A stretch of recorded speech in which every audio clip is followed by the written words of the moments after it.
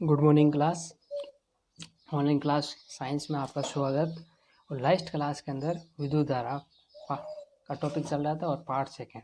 उस last topic के अंदर क्लास के अंदर ओम्स लॉ चल रहा था। ओम्स लॉ बराबर V बराबर आई आर। आर यहाँ पर क्या है? प्रतिरोध है। प्रतिरोध जिसका मात्रक है ओम। ओम का सिंबल इस प्रकार का है। अब अपना टॉपिक नेक्स्ट टॉपिक चल रहा है ओम्स लॉ में प्रतिरोध है। प्रतिरोध देखो, प्रतिरोध क्या होता है तो आपको पहले पता है ओम्स लॉ के अनुसार V बराबर आई आर, जहाँ आर है प्रतिरोध। अब प्रतिरोध नाम से क्लियर है, प्रतिरोध। प्रति का मतलब दूसरों के प्रति, अर्थात ये किसकी बात करेगा? चालक तार की। चालक तार के अंदर आवेशों की प्रवाह की दर होती है, उसका विरोध करना, यानी कि चालक में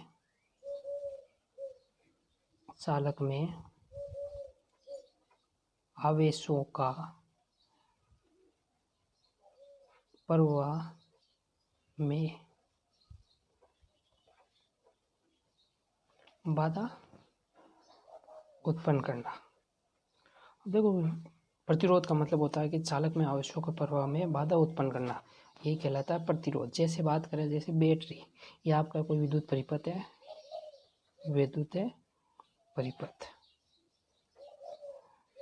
जैसे ये आपकी बैटरी है प्लस माइनस, इसके अंदर क्या आपके जैसे इलेक्ट्रॉनों का प्रवाह हो रहा है, यह इलेक्ट्रॉन हमेशा करंट प्लस से माइनस की ओर प्रवाहित होता है। हमेशा करंट विद्युत प्रवाह का तो प्लस टू माइनस की ओर इलेक्ट्रॉनों का प्रवाह होता है।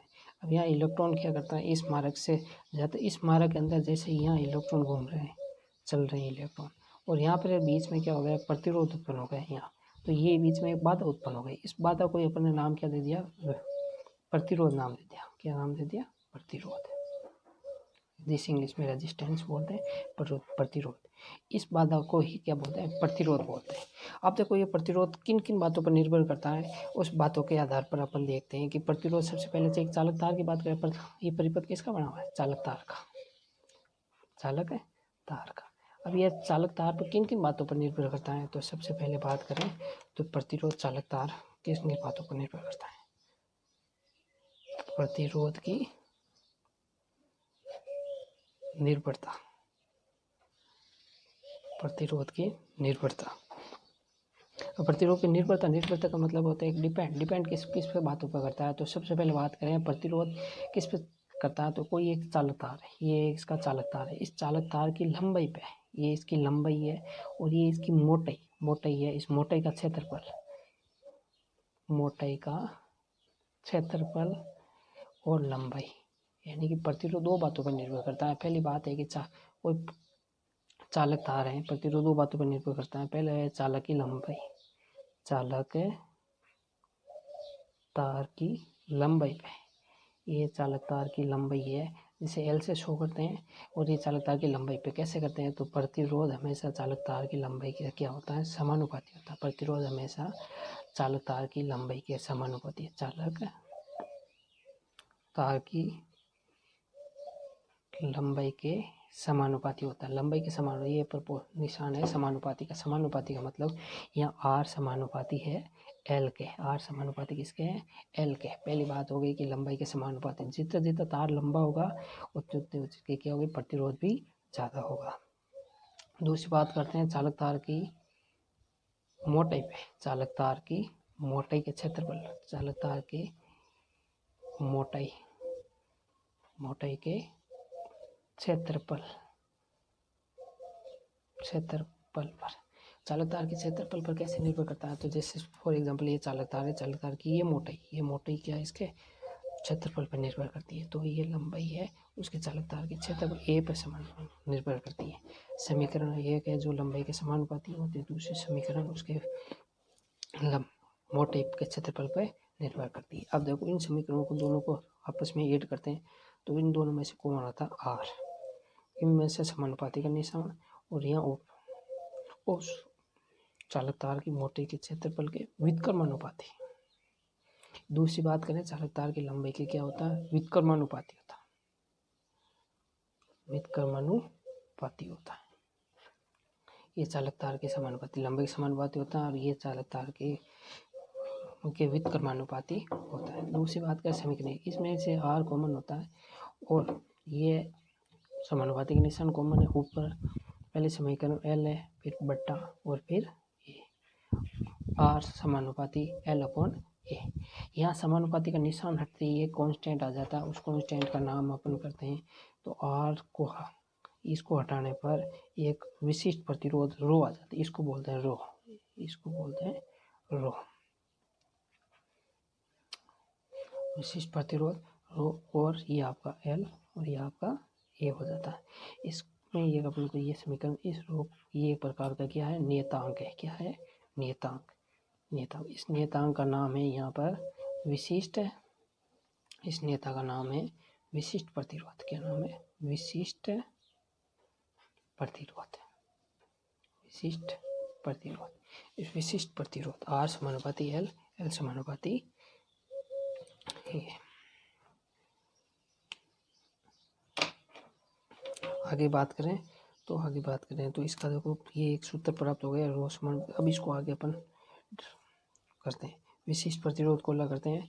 तो रो बराबर या R है, इस पक्षांतर करने पर ये इसके गुण में चल जाएगा, L इसके भाग में चल जाएगा। रो बराबर R A upon A L इसके क्या रहता है, भाग में चल जाता है। रो बराबर आर ए अपॉन एल है। यह हो गया आपका विशिष्ट प्रतिरोध। इसी को बोलते हैं प्रतिरोधकता, इसी को भी क्या बोलते हैं, प्रतिरोधकता। अब देखो विशिष्ट प्रतिरोधकता, इस प्रतिरोधकता को आगे क्या करते हैं तो देखते हैं आगे।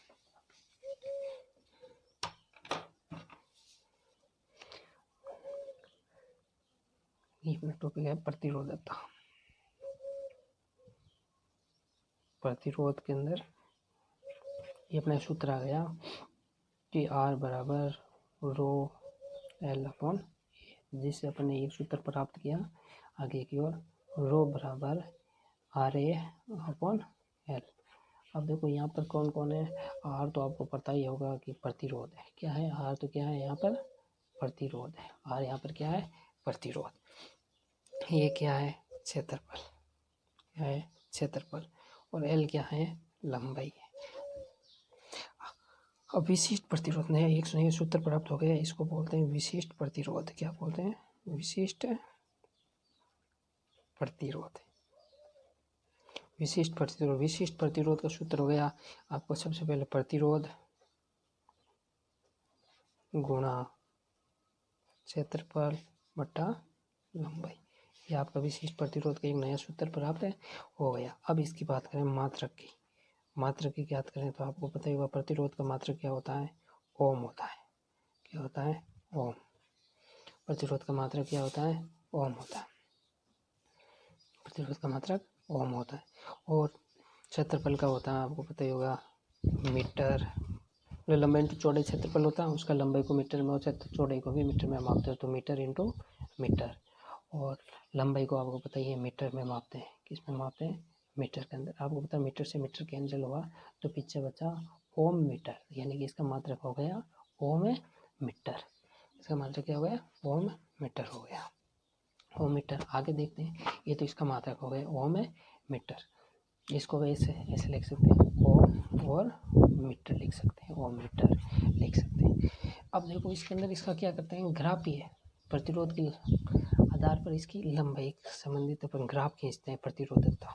तो सबसे पहले अपन इसका अनुप्रस्थ प्रतिरोध की निर्भरता के आधार पर, प्रतिरोध की निर्भरता के आधार पर ग्राफीय निरूपण, ग्राफीय निरूपण। देखो ग्राफीय निरूपण कैसे करते हैं, तो सबसे पहले दो बातों पर निर्भर करता था। तो पहले तो अपन के क्या आती, ये R समानुपाती लंबाई के, हमेशा लंबाई के क्या होता है, समानुपाती होता है। तो देखो अपन R और L के मध्य आप ग्राफ खींचते हैं, यानी कि यदि किसी चालक तार का प्रतिरोध बढ़ेगा, यानी कि लंबाई बढ़ेगी, तो उसका प्रतिरोध भी बढ़ेगा। दोनों समानुपाती हैं, तो R और L के मध्य यदि ग्राफ खींचते हैं तो अपन को एक सीधी लाइन प्राप्त होती है, सीधी लाइन प्राप्त होती है। और दूसरी बात है कि R व्युत्क्रमानुपाती होता है 1/a, यानी कि इस प्रतिरोध चालक तार की मोटाई के क्षेत्रफल के व्युत्क्रमानुपाती होता है। तो अब इसका अपन ग्राफ खींचते हैं। तो R और अनुप्रस्थ काट क्षेत्रफल A के मध्य ग्राफ खींचते हैं। तो अपन उसी लाइन प्राप्त नहीं हो करना, कैसे प्राप्त होती है, ऊपर से नीचे की ओर। मतलब क्या होता है, ग्राफ निरूपण घटता जाता है। R और A के मध्य ग्राफ खींचते हैं तो ग्राफ निरूपण क्या करता है, घटता जाता है। यह आपका हो गया प्रतिरोध। अब नेक्स्ट टॉपिक है आपका प्रतिरोध। और आगे थोड़ा इसमें और भी देखें तो ये और किन किन बातों पर निर्भर करता है, तो ताप पर भी निर्भर करता है। ताप पर भी क्या करता है, निर्भर करता है। ताप पर कैसे कैसे निर्भर करता है कि हम किसी चालक तार में ताप बढ़ाने पर चालक तार का ताप बढ़ाएंगे, किसी चालक तार का क्या करेंगे, ताप बढ़ाएंगे। किसी चालक तार का ताप बढ़ाएंगे तो उसका प्रतिरोध है। किसी चालक तार का ताप बढ़ाने पर, किसी चालक तार का ताप बढ़ाने पर उसकी प्रतिरोधकता क्या करती है, बढ़ती है। किसी चालक तार का ताप बढ़ाने पर उसकी प्रतिरोधकता भी बढ़ती है। ताप बढ़ाने पर प्रतिरोधकता बढ़ती है, प्रतिरोधकता बढ़ती है।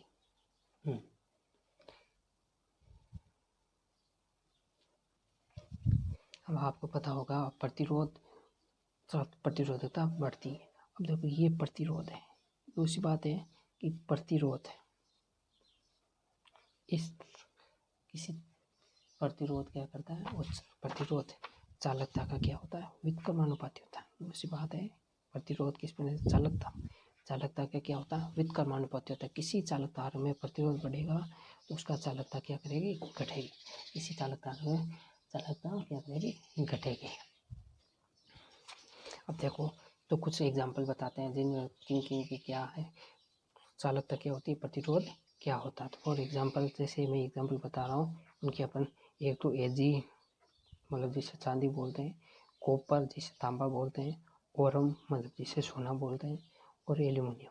अब देखो इनका अपन क्रम लिखते हैं। तो सबसे पहले प्रतिरोधकता का क्रम, प्रतिरोध का क्रम मतलब सबसे ज़्यादा किसका प्रतिरोध होता है, सबसे कम किसका प्रतिरोध होता है। तो आपको पता होना चाहिए कि R का मतलब रेजिस्टेंस सबसे ज़्यादा किसका, एल्यूमिनियम का होता है। उसके बाद किसका होता है, ओरम का होता है। किसका होता है, ओरम का। उसके बाद आपका कॉपर का होता है, और उसके बाद आपका किसका होता है, Ag का होता है। अर्थात इसका मतलब ये होगा कि जैसे ही सपोज करते हैं कि मतलब जिस धातु यानी एल्यूमिनियम धातु है, तो जिस धातु का जिस चालक का क्या प्रतिरोध ज़्यादा होगा तो मतलब उसकी चालकता क्या होगी, सबसे कम होगी। तो मतलब यहाँ पर तो प्रतिरोध क्या है, सबसे ज़्यादा किसका दे रखा है, एल्यूमिनियम का, और यहाँ Ag का सबसे कम दे रखा है। अब देखो आगे क्या किसका है, तो अब उसी बात करते हैं चालकता की। यही बात है चालकता की। अब चालकता में देखो तो अपन पहले बता रखे कि इसके व्युत्क्रमानुपाती होता है, मतलब इसका सबसे कम होगा, इसका सबसे ज़्यादा होगा। तो चालकता में सबसे ज़्यादा किसकी चालकता होती है, तो सबसे ज़्यादा होती है चांदी की। आपकी चालकता किसकी होती है, चांदी की। चांदी मतलब Ag की। उसके बाद आपके किसकी होगी, तांबा की होगी, और उसके बाद आपकी किसकी होगी, सोना की होगी, और उसके लास्ट में सबसे कम किसकी होगी, आपके एल्यूमिनियम की होगी, एल्यूमिनियम। अब आपको पता होना चाहिए कि देखो चालकता का मतलब होता है कि गुड कंडक्टर, यानी कि अच्छे चालक, सबसे अच्छे चालक, अर्थात सबसे अच्छे चालक मतलब क्या, इसके अंदर इलेक्ट्रॉनों का प्रवाह आसानी से होगा। इलेक्ट्रॉनों का प्रवाह क्या होगा, इलेक्ट्रॉनों का प्रवाह आसानी से होगा। इलेक्ट्रॉनों का प्रवाह क्या होगा, आसानी से होगा। जिसके अंदर इलेक्ट्रॉनों का प्रवाह आसानी से होता है वो क्या होते हैं, अच्छे चालक होते हैं। और देखो चांदी के तार के सबसे ज़्यादा अच्छे चालक होते हैं। उसके बाद क्या होता है, तांबा, उसके बाद सोना, उसके बाद एल्यूमिनियम। अब आपको पता ही होगा कि मतलब चांदी के तार क्या सबसे ज़्यादा चालकता होती है, सबसे कम प्रतिरोधकता होती है। अब चालकता है चांदी की, तो देखो अपने घरों में चांदी के तार तो लगा नहीं सकते। उसके बाद अपन काम दूसरे नंबर स्टेप क्या लेते हैं, तांबे का लेते हैं।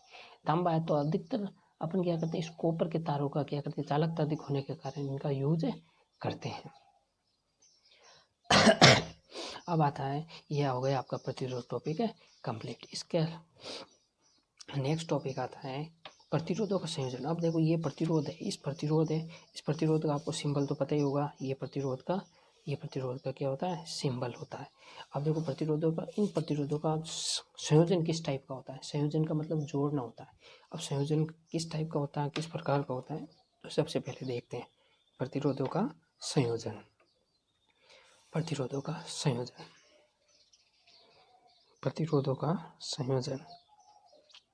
नेक्स्ट टॉपिक है आपका प्रतिरोधों का संयोजन।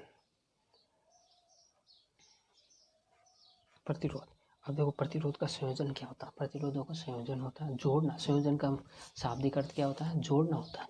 जोड़ना कैसे, तो सबसे पहले जोड़ना मतलब प्रतिरोध, अपन जैसे ही प्रतिरोध को शो करते हैं आर से शो करते हैं, आर से।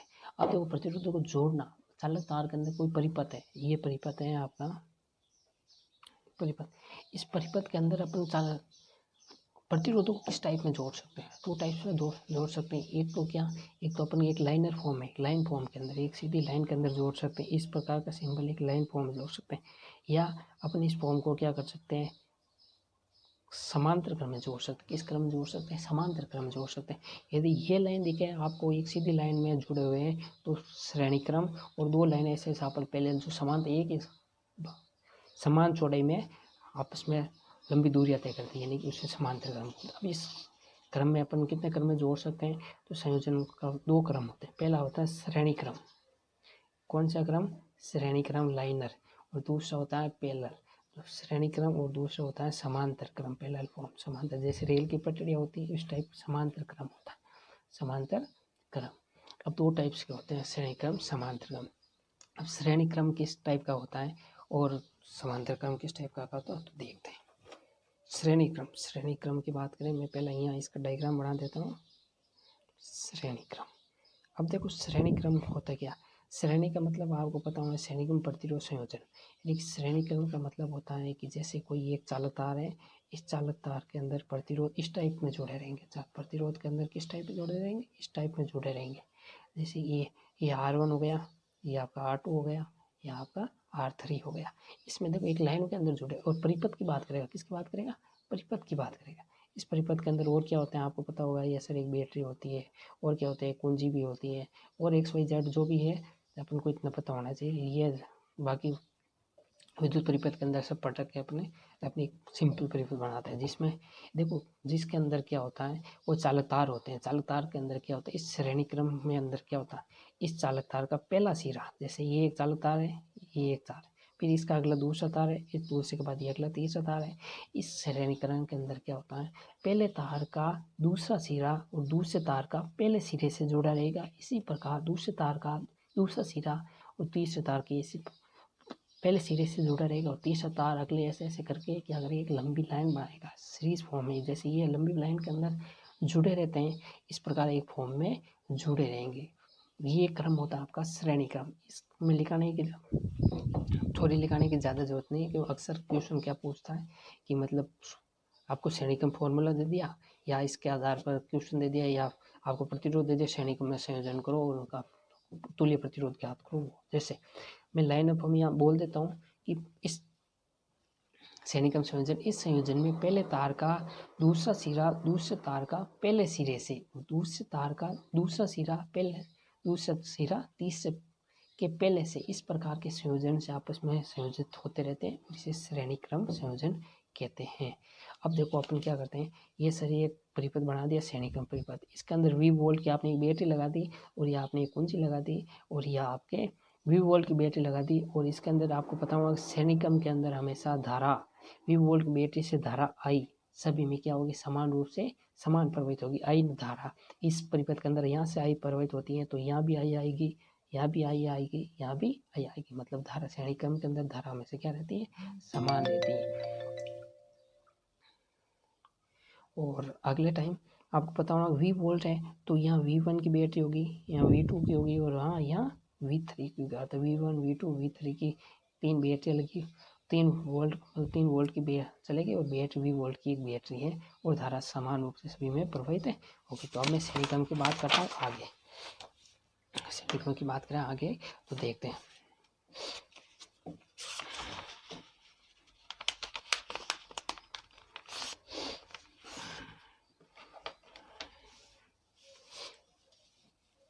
अब देखो आगे,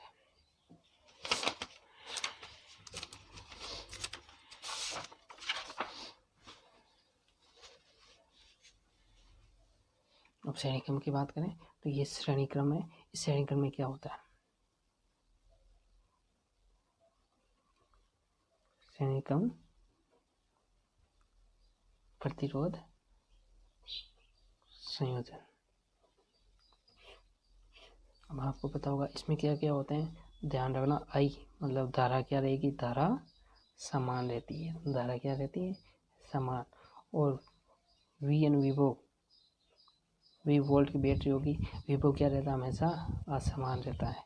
और प्रतिरोध ज्ञात करें, और प्रतिरोध तो आपको पता ही होगा, अलग अलग प्रतिरोधों का, जैसे R1 हो गया, R2 हो गया, R3 हो गया, XY, जैसे ऐसे कंटिन्यू आगे चलता रहेगा। अब इसके अंदर अपन को क्या पता है कि अपन इसका संयोजन करें, नाम ही क्या संयोजन है। संयोजन का मतलब क्या होता है, जोड़ना होता है। संयोजन का मतलब क्या होता है, जोड़ना होता है।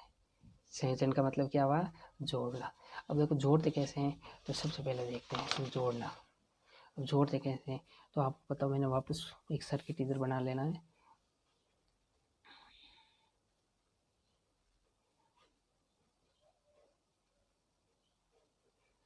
ये आपकी प्लस माइनस वी वोल्ट की बैटरी कौन सी, R1, R2, R3।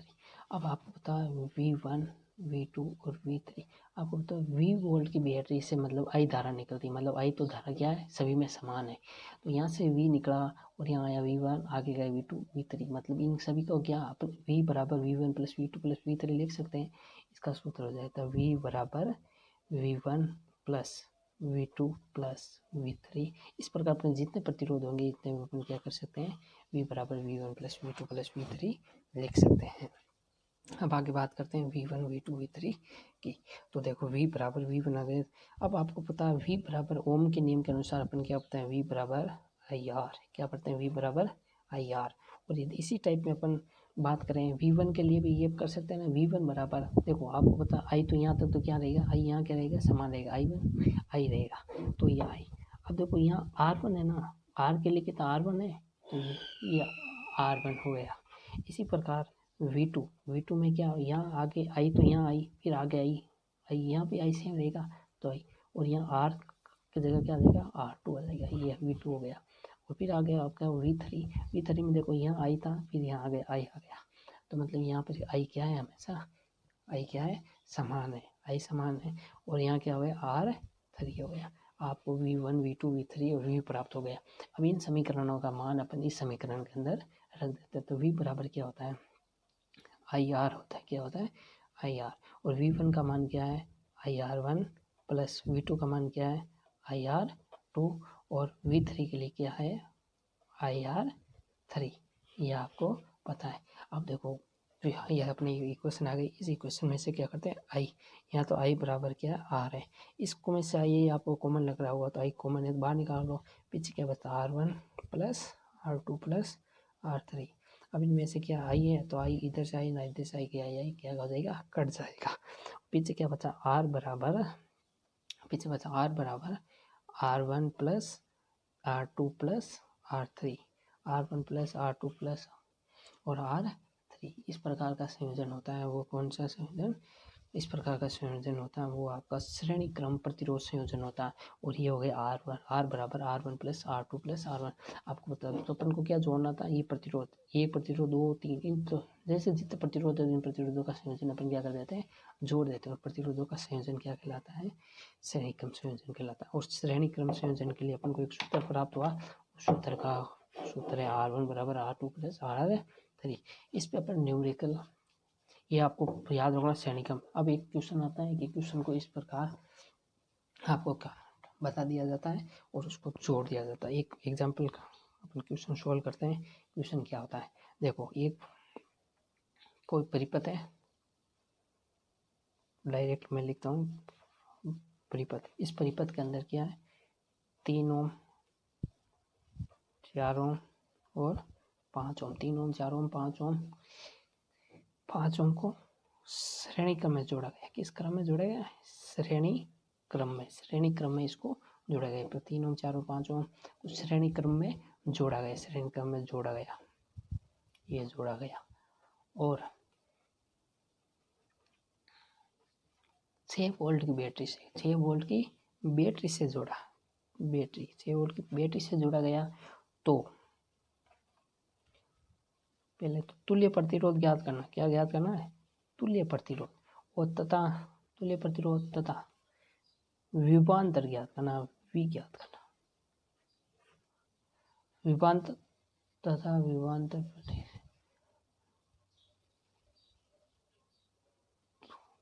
तुल्य प्रतिरोध तथा विभवांतर मतलब सॉरी धारा ज्ञात करनी, धारा ज्ञात करो। अब आपको ज्ञात करना, देखो सबसे पहले आपको परिपथ बनाना पड़ता है। सबसे पहले क्या परिपथ बनाना, तो ये परिपथ बना लिया, ये पहले 3 ओम का बना लिया, 4 ओम का, 5। सबसे पहले आपको पता होना चाहिए क्रम कौन सा है, श्रेणी क्रम, और श्रेणी क्रम आपको पता है 1 लाइन में सब जोड़ेंगे, तो मतलब 3 ओम, 4 ओम और 5 ओम।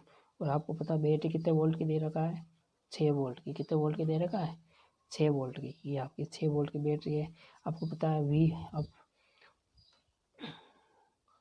आपको धारा और सही विभवांतर भी ज्ञात कर सकते हो और धारा भी ज्ञात कर सकते हो। ये प्रश्न के अंदर में 3-4% नहीं थी, विभवांतर भी ज्ञात कर सकते हैं। और 6 वोल्ट अलग अलग निकालेंगे अपन इस फॉर्मूले के अकॉर्डिंग। पहले अपन नॉर्मल निकालते हैं। अपन को पहले ज्ञात करना है तुल्य प्रतिरोध। तुल्य का मतलब होता है टोटल प्रतिरोध ज्ञात करना। अब देखो अपन को क्रम कौन सा, श्रेणी क्रम। श्रेणी क्रम का सूत्र क्या होता है?